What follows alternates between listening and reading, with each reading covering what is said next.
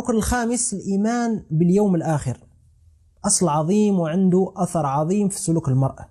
ولكن البر من آمن بالله واليوم الآخر. وقال تعالى: زعم الذين كفروا أن لن يبعثوا قل بلى وربي لتبعثن ثم لتنبؤن بما عملتم وذلك على الله يسير. أتباع الأنبياء يثبتون المبدأ والمعاد، يعني مبدأ الخلق وإعادته يوم القيامة. شنو هو الإيمان باليوم الآخر؟ هو الاعتقاد الجازم أن الله تعالى يؤخر العباد ليوم يبعثهم فيه من قبورهم ويحاسبهم على الأعمال ديالهم ويجازيهم عليها، إما بالجنة وإما بالنار، فنآمنوا بكل ما يكون بعد الموت. والإيمان باليوم الآخر ما كيتم إلا بأربعة أمور.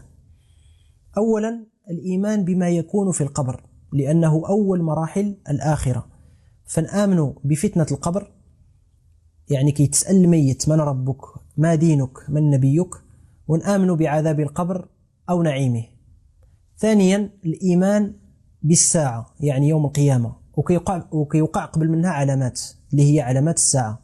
كاين علامات وقعات وسالات بحال بعثة النبي صلى الله عليه وسلم وموته، وكاين علامات وقعات وباقى غادا كتزيد في استمرار بحال التطاول في البنيان وفشو الزنا والربا وتقارب الأسواق وتقارب الزمان وقلة العلم وكثرة الجهل.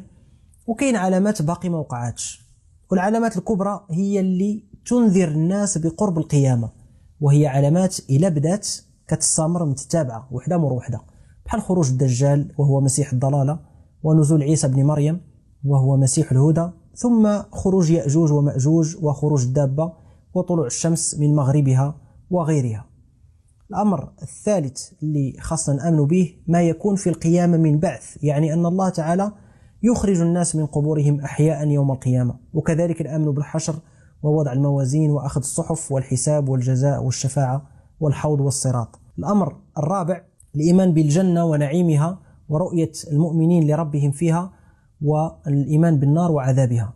والتفاصيل ديال هذه الأحداث كلها مذكورة في القرآن وما صح من سنة النبي صلى الله عليه وسلم. وكنلقاو في الإيمان باليوم الآخر ثمرات كتبان في العبد، وهي المحاسبة الدائمة للنفس والحرص على تقوى الله. والتقوى هي أنك تجعل بينك وبين عذاب الله وقاية.